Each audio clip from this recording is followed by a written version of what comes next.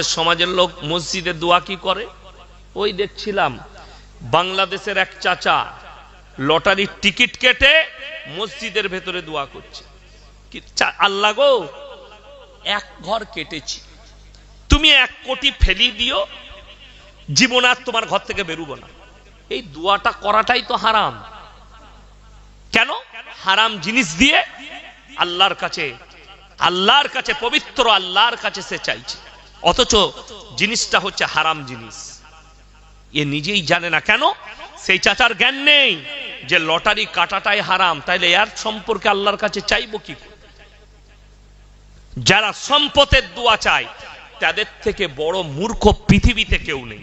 আল্লাহর কাছে দোয়া যেটা চাইবেন, মুমিনের উচিত, মুমিন এবং মুমিনা নারী পুরুষের উচিত আল্লাহর কাছে দোয়া করবে নামাজের পাটিতে, আল্লাহ তুমি আমাকে মৃত্যুকাল পর্যন্ত ইজ্জতের এবং হালাল রুজি দান করো।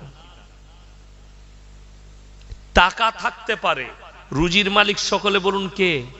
আল্লাহ। টাকা থাকলেই খেতে পাওয়া যায়, রং কথা। টাকা থাকলেই রুজি পাওয়া যায়, রং কথা, ভুল কথা। কোটি টাকার মালিক আপনাকে দেখিয়ে দেবো, কলকাতায় খেতে পাই না, ডাক্তারে নিষেধ করে দিয়েছে, কিচ্ছু খাবি না। কি খাবি বলে? খালি বিনা চিনি চা খাগা, শয়সু গয়কার সুগার। কি খাবে সে? কিছুই খেতে পাবে না, ডাক্তারের নিষেধ। ক্যান্সার হয়েছে, খালি জুস খেতে পাবে, লিভার ক্যান্সার, হজম হচ্ছে, খালি লিকুইড খেয়ে যাও। কোটি টাকার মালিক গলায় ফুটো করে মেশিন দিয়ে খাবার যাচ্ছে। রুজির মালিক আল্লাহর। আপনি মাঠে চাষ করেন, বিবির সঙ্গে এক দস্তরখানে বসে খানা খাচ্ছেন, আল্লাহর শুকর আদায় করবেন। কলকাতায় কোটি টাকার মালিক রাত 2টোয় ঘর ঢুকে মদ খেয়ে 12 মুন্ডা পড়ে, বউ শুয়ে আছে কুকুরের সাথে, আর সে 12 মুন্ডা পড়ে সই কোথায়? সোপায়, বিবির পাশে শুতেও পাই না। আর আপনি চাষিবাসী লোক, সন্ধ্যেবেলায় সবজি বেচে এসে স্বরূপনগর থেকে একটু আলু বেচে এসে রেশান নামাজ মসজিদে পড়তে পেরেছেন, আর বিবির দস্তরখানে বসে ডাল আলু দিয়ে ভাত খেয়েছেন, আর বিবির গলায় হাত রেখে ফজর পর্যন্ত ঘুমাচ্ছেন, সিজদায় পড়ে কাঁদবেন, আল্লাহ আমার থেকে দামি সুখী আর পৃথিবীতে কেউ নাই।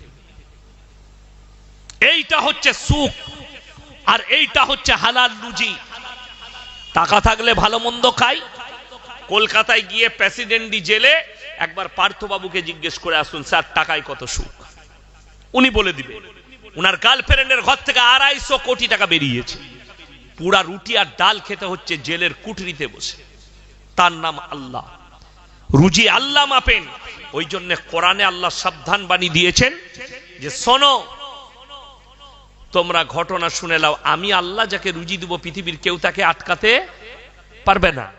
কোরআন সূরা মারিয়াম, ওয়াজকুর ফিল কিতাবি মারিয়াম ইদিন তাবাদাত মিন আহলিহা মাকানান শারকিয়া।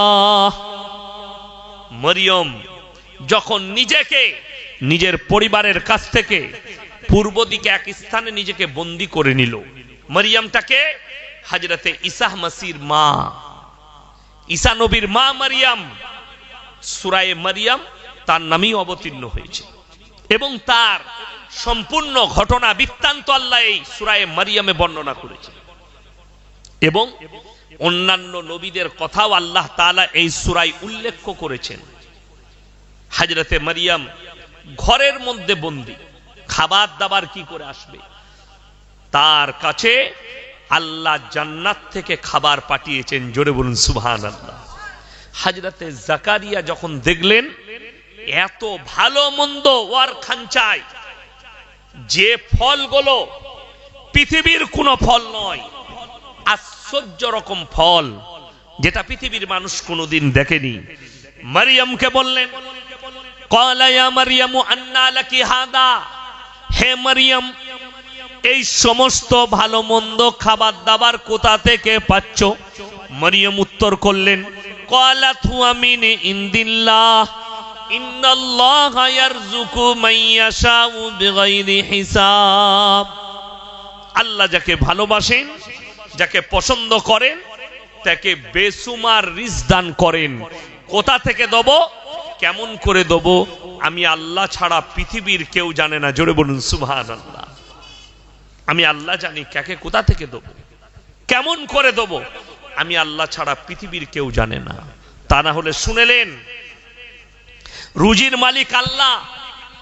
মারাত্মক দুটো দলিল। নাম্বার 1, এই বছরের ভেতরে আল্লাহ তাআলা 2024 সালে দুটো জালিম বাদশাকে, তানাশাহীকে আল্লাহ রাঁধা ভাত খেতে দেয়নি। রুজির মালিক আল্লাহ সেরকম। নাম্বার 1, বাংলাদেশের হাসিনা সরকার, রাজহাঁসের মাংস রান্না হয়েছে তার কিচেনে, পাতি হাঁসের মাংস রান্না হয়েছে, পাম্পলেট মাছ, ইলিশ, ভর্তা, বিভিন্ন রকম আইটেম, চাটনি, পাঁপড় তার কিচেনে রান্না হয়ে রেডি। সেনাপ্রধান বললে দেশের মানুষ আপনাকে হত্যা করে দিবে, আপনাকে 45 মিনিট সময় দিলাম, যা কিছু নিবার 45 মিনিটের মধ্যে নিয়ে দেশ ছাড়তে হবে আপনাকে।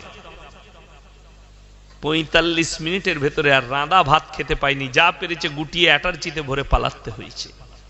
তার নাম আল্লাহ। তোমার সামনে খাবার থাকবে, আমি আল্লাহ তোমাকে খেতে দেবো না, হয় মৃত্যু, তা না হয় তোমাকে যে কোনো জায়গায় নিয়ে গিয়ে ভরে দেবো। নাম্বার 1, 2024 সাল শেষ হবার আগে ডিসেম্বরে বাশার আল আসাদ, সিরিয়ার যে রাজা, প্রেসিডেন্ট, 54 বছর রাজত্ব করেছে। বাপ আর বেটা, বেটা করেছে 25 বছর, বাপ করেছে 29 বছর।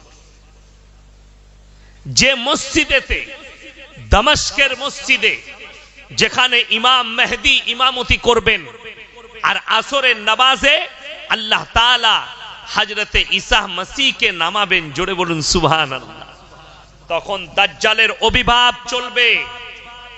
ওই মসজিদে ঈসা মসিহকে আল্লাহ তাআলা দুনিয়ার বুকে প্রেরণ করবেন, নামাবেন আসরের নামাজে। রিওয়ায়েতে আছে ওই মসজিদে 27 বছর নামাজ হতে দেয়নি এই বাশার আল আসাদ সরকার। সেই দিনে আজান হয়েছে, রাঁধা ভাত খেতে দেয়নি।